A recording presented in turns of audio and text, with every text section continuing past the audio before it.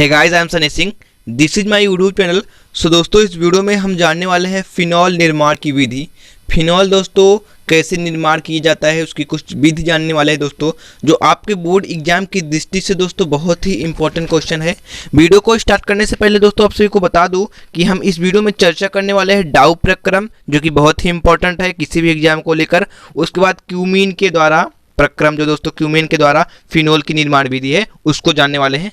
तो सबसे पहले दोस्तों आप सभी को दिखा दें, क्योंकि दोस्तों भरोसा नहीं होता कि क्या यार ऐसे बना देते हैं, तो जो पढ़ने वाले बच्चे हैं उनको पता होगा कि कितनी बार क्वेश्चन आया है। तो दिखा दे दोस्तों, यहाँ पे क्वेश्चन देख सकते हैं हमारे सामने है कि फिनोल बनाने की किन्हीं दो विधियों का समीकरण दीजिए, फिर इसका दोस्तों फिनोल बनाने की प्रयोगशाला विधि का वर्णन कीजिए। तो उसके बाद दोस्तों उसमें पूछेगा कि इसके साथ दोस्तों फिनोल निर्माण की विधि लिखिए और OH समूह की उपस्थिति में दर्शाने वाले दो रासायनिक अपक्रियाओं को समीकरण दीजिए। या फिर दोस्तों यहाँ पे देख सकते हैं लिखा है पिक्रिक अम्ल सैलिसिलिक अम्ल कैसे प्राप्त करेंगे, संबंधित अपक्रिया का रासायनिक समीकरण भी लिखिए। तो दोस्तों देख सकते हैं 2014, 16, 2014, 16 और 17, 19। तो दोस्तों इस वीडियो में हम जानने वाले निर्माण कैसे किया जाता है फिनोल निर्माण। फिर और एक क्वेश्चन दिखा देते हो दोस्तों, यहाँ पे देख सकते हैं बहुत ही रिपीटेड क्वेश्चन है दोस्तों, 2020, 2020, 2020 देख सकते हैं। तो दोस्तों आप सभी के सामने फिनोल निर्माण की विधि है। तो दोस्तों सबसे पहले हम बात करेंगे कि डाउ प्रक्रम आखिर है क्या। तो यहाँ पे हमने लिखा है दोस्तों, अभी तक आपने हमारे चैनल को सब्सक्राइब नहीं किया तो प्लीज यार चैनल को सब्सक्राइब कर लीजिए। अगर वीडियो पसंद आती है तो प्लीज यार एक लाइक करके जाना, क्योंकि दोस्तों डिसलाइक करने से क्या फायदा। किसी को दोस्तों अगर आप अच्छा नहीं कह सकते तो दोस्तों बुरा कहना भी आपका फर्ज नहीं बनता। अगर अच्छा नहीं कह सकते तो बुरा कहने का आपको कोई फर्ज नहीं बनता दोस्तों। तो यहाँ पे लिखा है कि जब क्लोरोबेंजीन, भाई क्लोरोबेंजीन क्या है? क्लोरोबेंजीन दोस्तों मैं आप सभी को बता दूं क्लोरोबेंजीन आखिर होता क्या है। तो दोस्तों यहाँ पे हम आप सभी को एक स्ट्रक्चर बना देते हैं क्लोरोबेंजीन का। ये रहा दोस्तों आपका क्लोरोबेंजीन, यहाँ पे हम अपना जोड़ देते हैं Cl। क्लो से पता चल रहा है दोस्तों क्लोरोबेंजीन। दोस्तों आप सभी को बता दें ये जो जितनी भी रासायनिक अपक्रियाएं होती है वो दोस्तों ऐसा नहीं कि ऐसे अपने मन से बना देते हैं, लिख देते हैं दोस्तों। प्रयोगशाला में, लैब में बहुत अच्छे से दोस्तों इसकी मतलब किया जाता है, तो दोस्तों उसी से आपको प्राप्त होता है। तो क्लोरोबेंजीन का दोस्तों यही था स्ट्रक्चर। क्या था दोस्तों? स्ट्रक्चर। तो दोस्तों यहाँ पे लिखा है दोस्तों, आपको याद करना पड़ेगा, या तो इसको याद कर लीजिए या तो इसको याद कर लीजिएगा दोस्तों। अगर इसको 3 लाइन को याद कर लेंगे तो इसको आसानी से लिख लेंगे, और इसको याद करेंगे तो इसको आसानी से लिख लेंगे। तो दोस्तों जब क्लोरोबेंजीन की अपक्रिया 623 केल्विन पर बोल रहा है, जब क्लोरोबेंजीन की अपक्रिया, यहाँ पे हमने क्लोरोबेंजीन बना दिया, उसकी अपक्रिया 623 केल्विन पर NaOH के जलीय विलयन के साथ।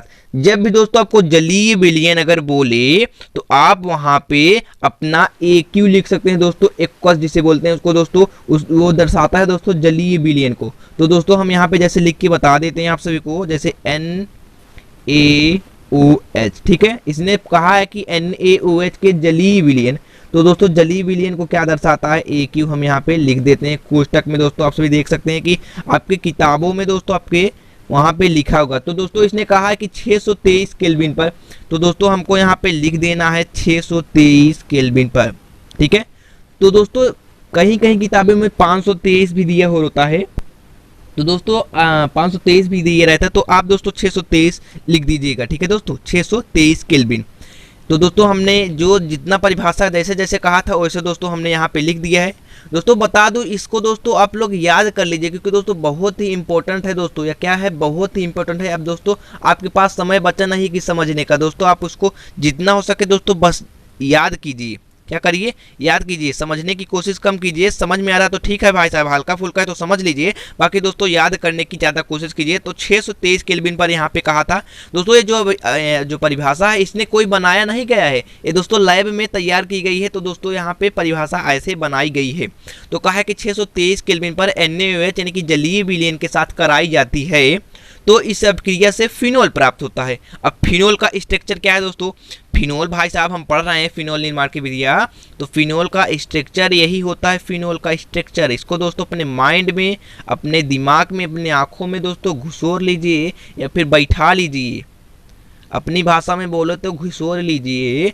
तो दोस्तों यहाँ पे हमने यहाँ पे बना दिया फिनोल प्राप्त होता है। इस प्रक्रम को क्या कहते हैं? डाउ प्रक्रम कहते हैं। और प्लस में NaCl बाहर निकल जाएगा, NaCl। यहाँ पे देख सकते हैं दोस्तों Na, यहाँ पे Cl लगाए। तो दोस्तों हमको सबसे पहले हमारे दिमाग में दोस्तों हमको याद रहना चाहिए कि फिनोल हमको फिनोल प्राप्त होगा। डाउ प्रक्रम से दोस्तों क्या प्राप्त होगा, हमको फिनोल प्राप्त होगा और NaCl को बाहर करेंगे क्योंकि दोस्तों NaCl। दोस्तों इस प्रक्रिया जो है ना, फिर से बता दो दोस्तों कि यह प्रक्रिया लैब में होती है, तो दोस्तों ऐसे ऐसे किया जाता है। तो उसको दोस्तों जब आप लैब में जाके अपने सामने करेंगे तो दोस्तों अपने आप याद करने की कोई ज़रूरत ही नहीं रहती।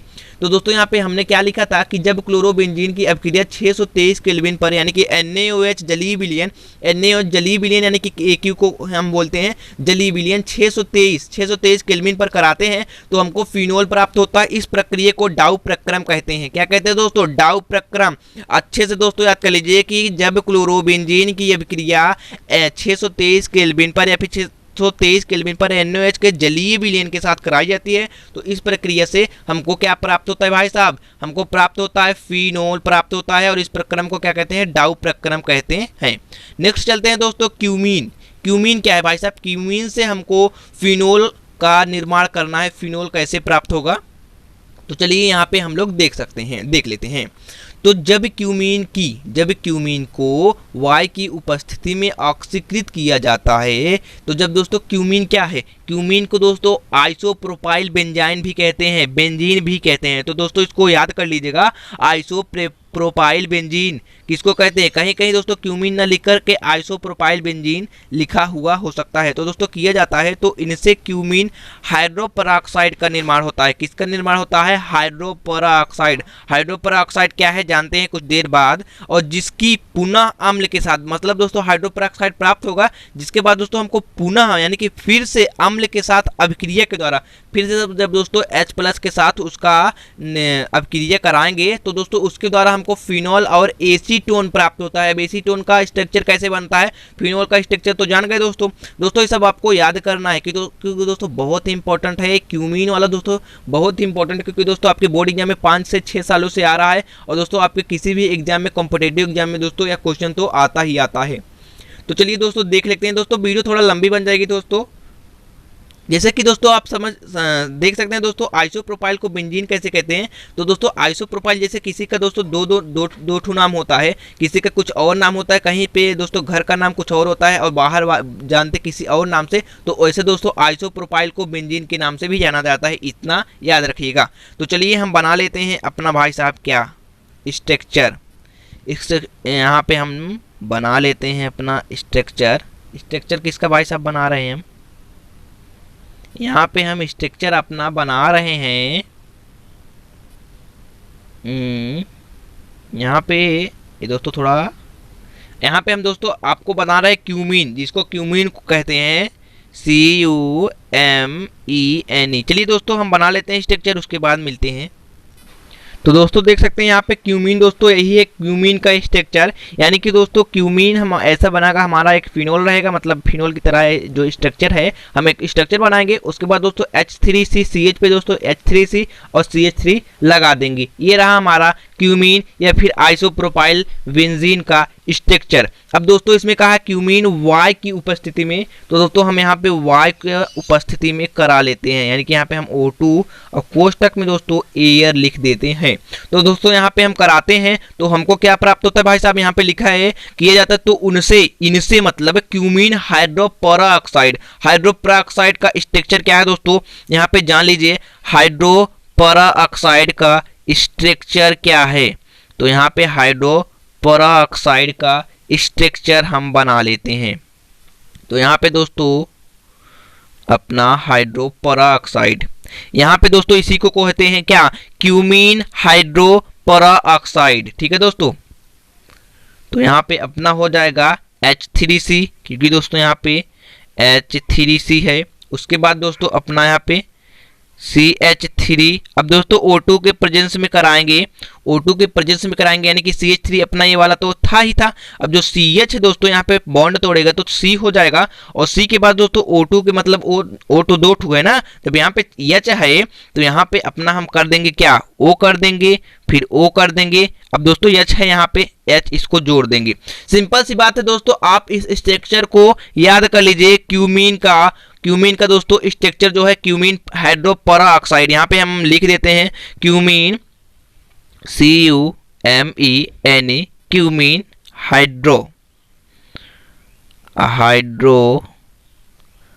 पराऑक्साइड।